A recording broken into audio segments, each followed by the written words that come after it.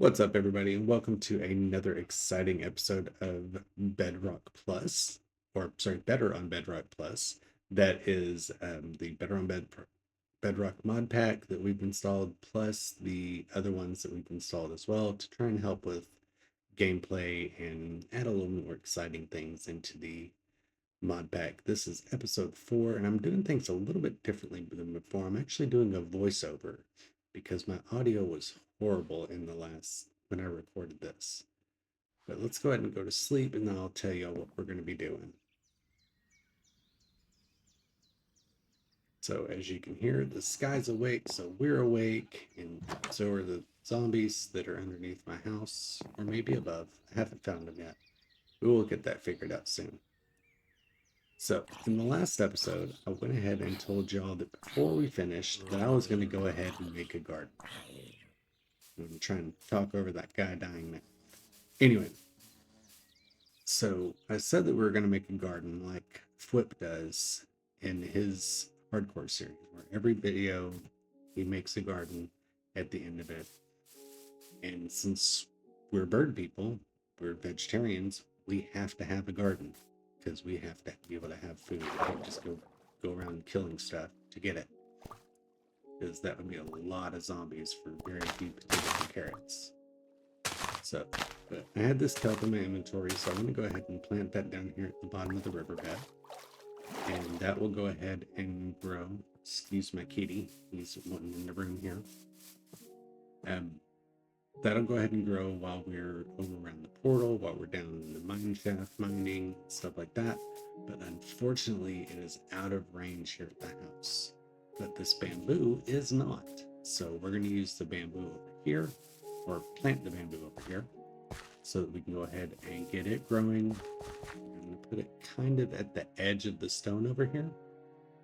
So this way it's close enough within render distance to render in and grow, but it's far enough away where I can put an actual food garden over here by the house, which is, it's going to be on top of where the stone is. So I went and made a couple of shovels, and now we're going to go ahead and come over here, kind of out of the way, across this little valley here, and dig a few stacks of dirt. But let me go ahead and grab this iron first.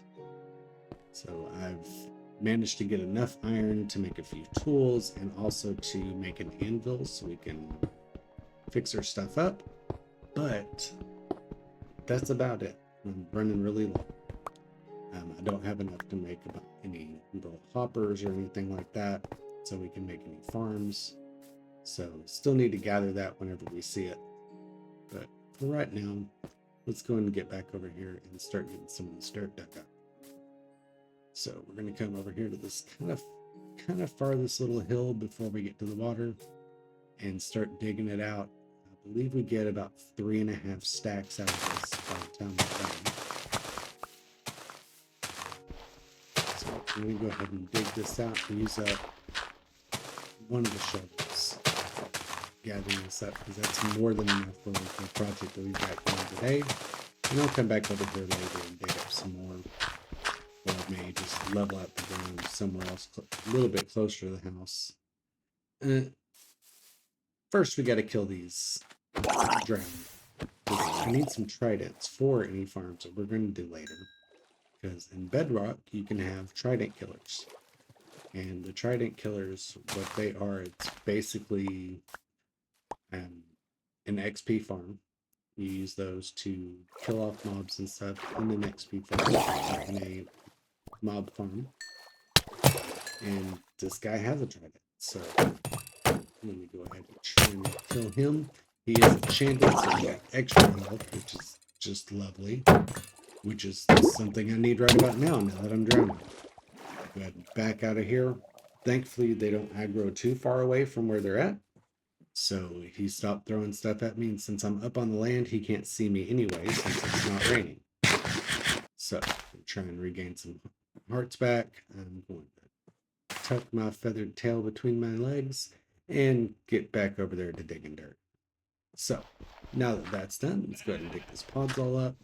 And we're going to go ahead and put this dirt down and fill in this area here. So I hope y'all are enjoying the series. I said in the last episode, I believe, that this is the best series that I've got going on my channel, and I've had this channel up for about 8 years now. So thankfully, y'all are really liking it. Hopefully, I'm actually getting viewers from what my kids are posting, because that will show that people are watching their stuff too. If you haven't checked either one of them out, Ruby posts some VR stuff and some stuff from Five Nights at Freddy's, as well as some other indie games that he's either been part of making the audio for, or other games like that. Marcy, he posts a bunch of stuff, just different indie video games, playthroughs. Not very long videos, also not very, a lot of raw, unedited stuff. So they like to try and give the entire experience whenever they're doing their videos.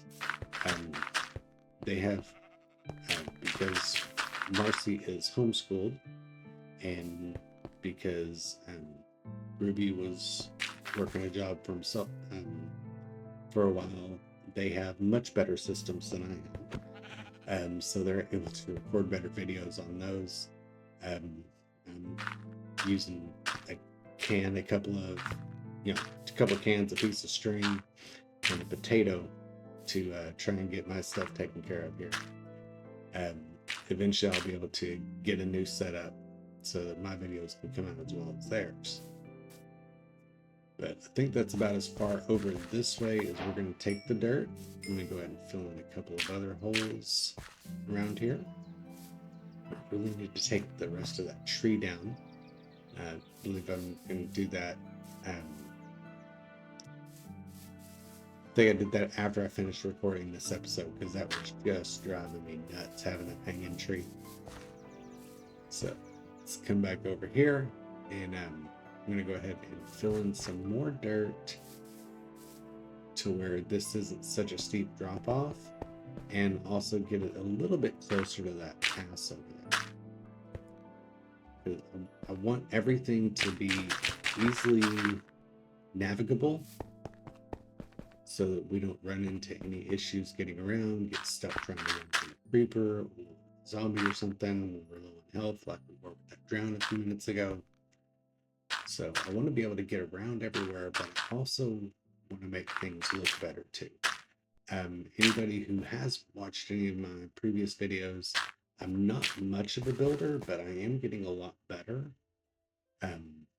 We have a realm that we play with the grandkids and my older kids on. So I'm doing a lot better there. I'm actually building a Ewok village in the jungle that we spawned in. So I've already got a couple of tree houses, and now I'm doing a mob farm inside a giant jungle tree. So I'm getting better at building. When you're not really the artistic type, it does take some time. I've always been creative. I've played 28 different instruments, all brass, all percussion, and I have a guitar downstairs that I want to try and learn how to play. But again, stuff just takes time, and creativity can't be rushed. So I've got everything there. Now, let's go ahead and get over to a village that is close to here so that we can go ahead and rob their crop farms of seeds and carrots and potatoes and stuff, so that we can go ahead and get some vegetables planted for us. So I really don't have much of a stock of vegetables. Get away from him. Ooh, there must have been another one. Anyway, glad we got away from those guys. All right, so we really don't have much of a stock of seeds, carrots, potatoes, other vegetables that we need. Although we do have a few wild carrots. And I think I saw some more as I was coming back from building the nether portal for Ruby when I went this way. And look at this jungle tree. This is the generation in Better on Bedrock of these jungle trees, and that's just going to be a bear to mine out. So, right across this river, you should see it rendering in very, very soon, is the village I was talking about. And what we're going to do is we're going to go ahead and rob their farms, replant, of course, because we don't want to be monsters. And we want to have a chance to come back and be able to find food next time we come over here. So with these carrots here, as you can see, sometimes we'll pop off regular carrots, and you see the wild carrots in my inventory slot there. So you can get 2 different types of food out of this. I'm not sure if you can make these into golden carrots, but I know the regular ones you can. That's probably what we're going to end up doing. Because here pretty soon I want to definitely build a gold farm so we can start making some golden carrots and have some really good food. If I can eat that as a bird. So let me go over here to this village and check some houses out. I don't want to loot everything because I want the kids to be able to get some stuff too. And it is kind of a small village. Let's see. I've got some potatoes in here, some apples, some bread, an oak tree or oak sapling. And this guy, let's see, what does he have? He's an armor, so he's got some standard pants. That's not bad. But we could do better. So let's check this house out. And there's nothing in there. So let's go ahead and take a couple of these hay bales. Like I said, I want to leave some food to be able to come back to. I also want to leave some food for Groovy and Marcy to be able to grab as well. So I don't want to go through and just loot all of the buildings, because that's just not cool. Whenever I'm watching stuff like Hermitcraft, I can't stand it when they go through and they just take everything out of an area and leave nothing for anybody else to grab. So, fighting the lag monster here for a little bit. Let's go ahead and get some of this wheat. And you'll see for in a sec, I start actually having to fight the villagers for it, because they see me picking the crops and they come over like, hey dude, what are you doing? This is my field, these are my crops. So he comes back, he starts planting seeds like I'm not gonna replant. And he also starts picking wheat from the other side before I can get to it. So I start replanting, and I see that he's doing all this. I'm like, you know what, dude? No, here, you take them. You want to come behind me and you want to try and do what I was doing, you take them. So I just go through and take all the wheat that I can, take all the seeds so that I can replant. Replant at my house because this guy here decided he's going to go ahead and replant the whole farm for me, because he just did not think that I was going to be able to do well enough for his standards. But he also takes some of the wheat as I'm gathering it. Same with the other guy at the other end who decided to come over and check and see what we were doing. So I don't speak villager, but I'm pretty sure the other guy called him over. So anyway, so here's an orange tree, and you can see that it's got the orange fruit leaves there in the picture. And when I picked one, I was trying to see if I could just pick it without breaking the leaves. Can't do that. You also can't plant them, but you can eat them even on a full stomach. So I got some more crops from that village, came back here because it was starting to get dark, and now I'm looting my vegetable chest to see what all I can grab from there. And we've got some potatoes, some carrots, some wheat seeds. I don't have any hoes yet, so I need to go ahead and make a couple of those so I can till up the ground. And let's go ahead and get everything set up here before we do that. Yeah, let's go ahead. We've got smelted the iron that we had in our inventory that we dug up earlier. So I'm going to go ahead and make a hoe. And we're going to go ahead and fill our bucket and get to work. So let's run over here, grab some water from by the kelp farm, give that stuff a chance to grow for a second. I may go ahead and come back here and AFK underground just to let the kelp grow, because that is one of the best fuels, and I wouldn't mind having a kelp farm. Let's go ahead and kill these guys because they spawned in, and for some reason in this Bedrock, they don't like to despawn. So whenever you get away from them, I've gone running around this world several places in the night, and as I'm running around, I'm seeing that, you know, when I start running back through somewhere during the day that I ran through at night, I will find 10 zombies, couple of creepers, couple of skeletons, and the zombies and skeletons will be burning up in daylight. But the creepers will just be walking around like they've just always been there, and it's just really weird. But that's how I've gotten most of my gunpowder and strings. So let's go and take this guy out. We've got 31 levels. Let's get a little bit more before we can start enchanting, like I said, in the next episode. So let's get back to planting our crops, shall we? All right, so this is a good spot for a water source. So we're going to make an infinite water source here. And this is the time I realized that RC was going to be late for school, so I had to go wake him up.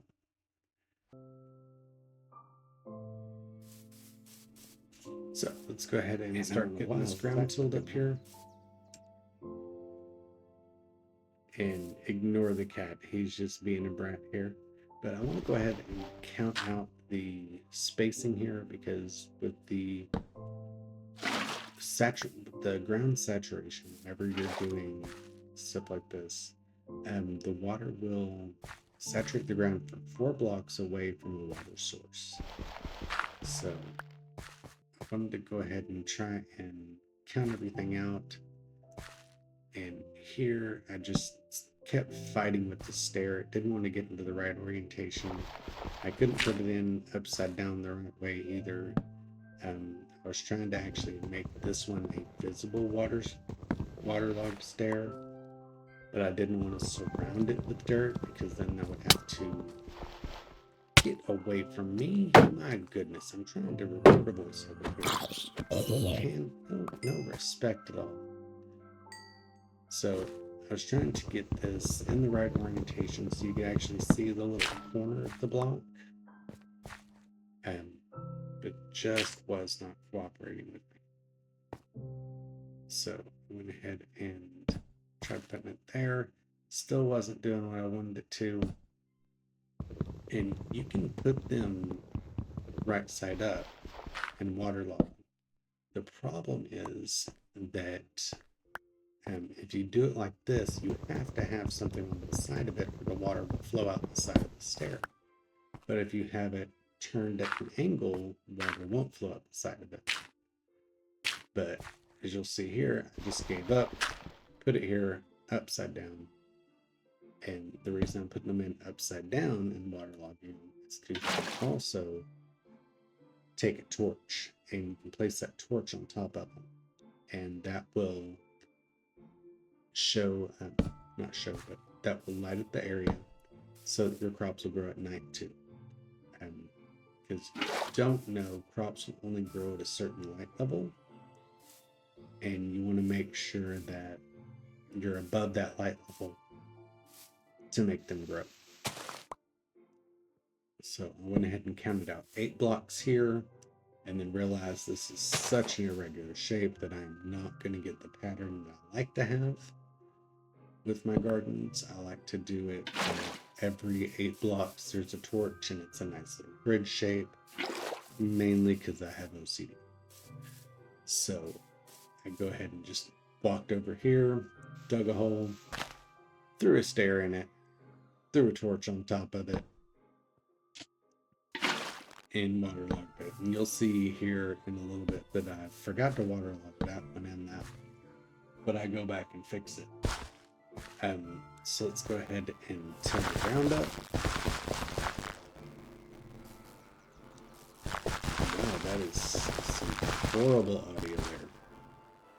So I will go ahead and cut that and we'll come back when it's all tilled up and done. Okay, so let's go ahead and put our vegetables in here. So you can see that I rotate, or not rotate, but I change the crops quickly. By doing potatoes, then carrots, then wheat, and then alternating the crops like that, Minecraft's game generation will actually grow the crops faster if it actually sees that there is the same crop not only next to each other left and right, but forward and backward within a garden. It's going to go ahead and not prioritize growth. But if there's just left and right, but not forward and back, then it'll make them grow faster. It's just some way that the algorithm looks at everything, prioritizing how everything grows. As you see there, I noticed that I forgot to waterlog that block because all the cropland was untilling around it. But what's weird is, even though I waterlogged it, it still kept trying to mess up. So I wanted to come out here and take a look at my work, and then realized this creeper was walking up on me.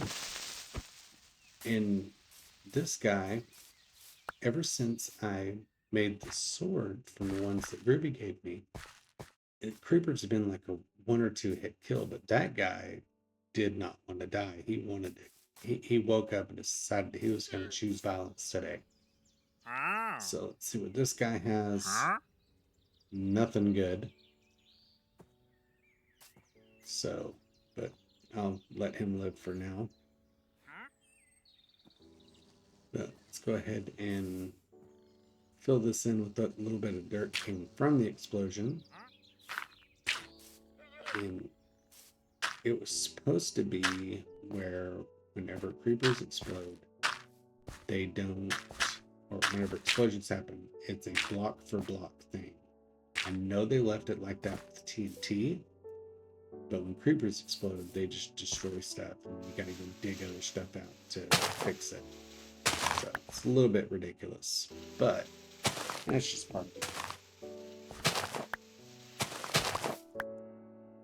So this is, let me finish filling this hole in here.